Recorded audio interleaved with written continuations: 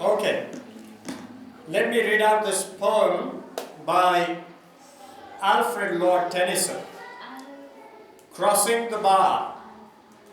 Sunset and evening star, and one clear call for me, and may there be no moaning of the bar when I put out to the sea.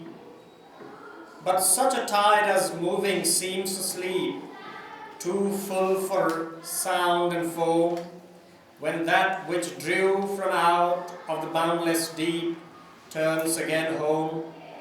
Twilight and evening bell, and after that dark, and may there be no sadness of farewell when I embark. For though from out our bourne of time and place the flood may bear me far, I hope to see my pilot face to face when I have crossed the bar. That's the poem. Okay, bye.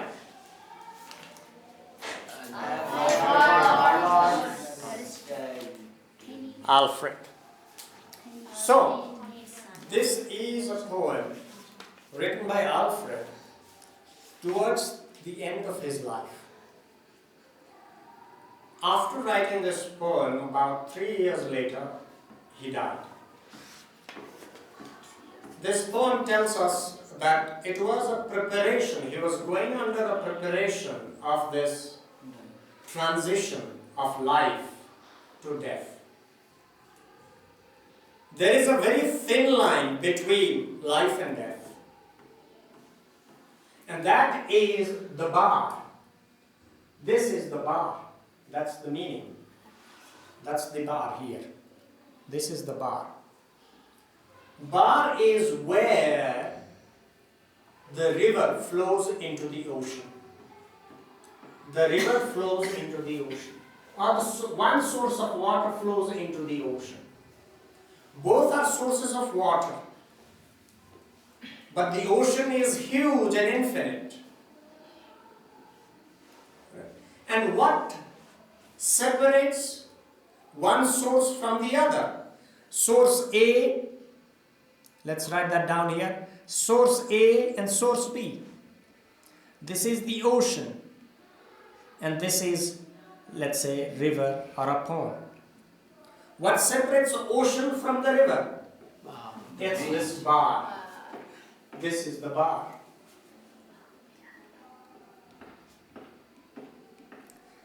This is precisely how he metaphorizes. He uses nature to explain the thin line between life and death. On one side there is life, and on the other side there is death. And ultimately what happens to the river or the water on the side A? It has to flow into the oceans. Right? It has to flow into the oceans. The river reflects the way of life. Way of life.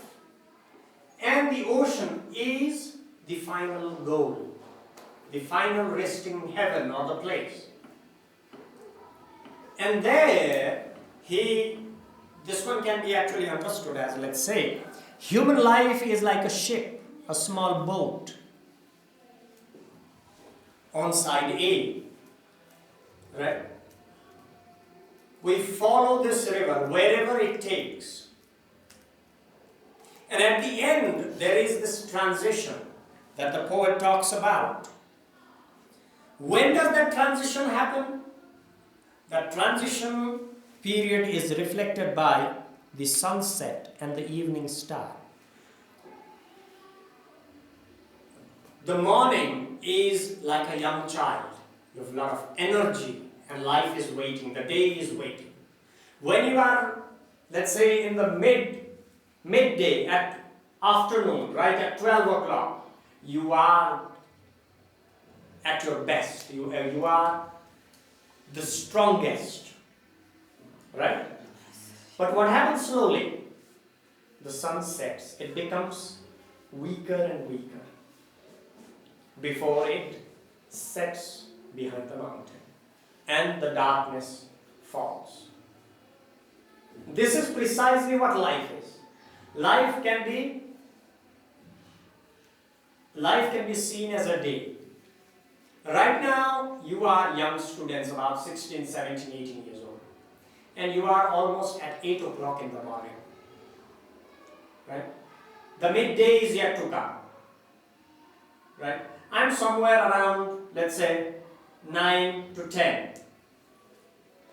Or maybe somewhere, not yet 12, but somewhere before 12. This is what life is, right? So the poet says, how do I want to cross that bar? How do I want to go from A to B? A to B. Do I want it to be painful? Do I want it to be peaceful? That is precisely what he reflects here. He shows some kind of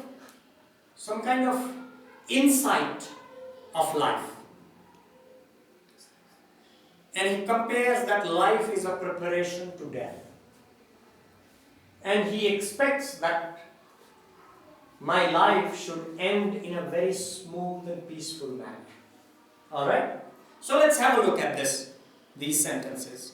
Sunset and evening star and one clear call for me. So he hears a call. And if the call is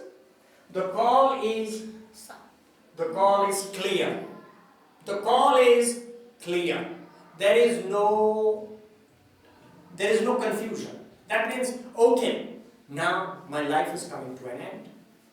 I'm almost at that end. I'm almost coming to this bar. This is what he realizes. Who? The poet. The poet realizes that the call is clear. Isn't that fascinating, right? Yes. And may there be no moaning of the bar. And he expresses his wish. May there be no moaning. Moaning is when you cry with sadness. When you show some kind of displeasure. When you are not pleased, when you are not happy, when you are a little sad about the bar. Oh, let me not moan about the bar. Let me not cry about the bar. I wish not to cry about the bar. I wish not to be worried about that transition. People are scared of death. Right? We all are scared of death. This is the thing. But he expresses, let me not worry. Let me not worry too much. Let me not be sad about that crossing process. He wants to have that. Everybody wants to have death, peaceful death. Do you know this?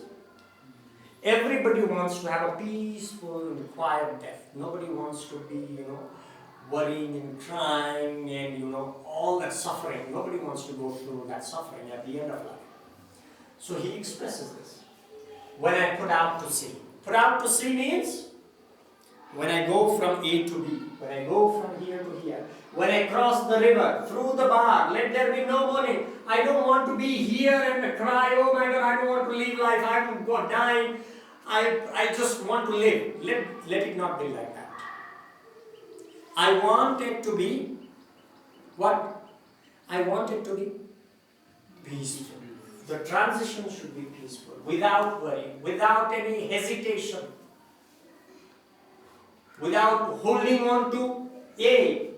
Oh, I don't want to go to the ocean. I want to be here. I want to be here. I don't want to die. Let that not be so. Let it be a peaceful transition, a peaceful process. That is what he said. When I put out to the sea, when I go from here to the sea. And sea is infinite. No one knows where things come from. Once you are there, you are there. That's it. This is what life is, right? Your existence, your individuality is there till you are away from the sea.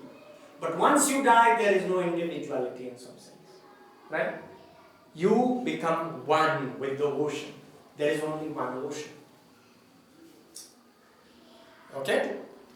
But such a tide as moving seems asleep, too full for sound and foam, when that which drew from out of the boundless deep, turns again home. What a beautiful expression here. Let's try to understand with this figure. When we go from A to B on this boat, the boat is the body. What can happen? And in the moment of crossing this bar, there can be great difficulty if the ocean is not full enough. If this bar is apparent, if you can see the bar, the sand heap, what will happen? The boat will Stop. the sandbar will disturb the boat to move further. It will not be able to make way into the ocean. So, what does the poet say? The poet says that the ocean should be full. It should cover the bar when I arrive there, so that I move from river to the ocean peacefully, so that the bar does not block me. Alright? It does not hinder my transition, hinder my process of death. This can happen, you see.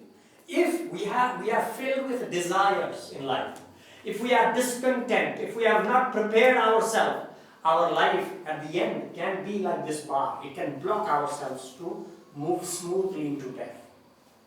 And this has been the realization of many sages in the past. And that's the reason why they say life is a preparation for death. And we have studied about Sadhguru's interpretation of life, right? Of death. Where he says death is another life. There is nothing called death. But still we can be hindered. We can have trouble if the ocean is not full. If we have not realized the ocean in some sense. If we do not know the depth of the ocean.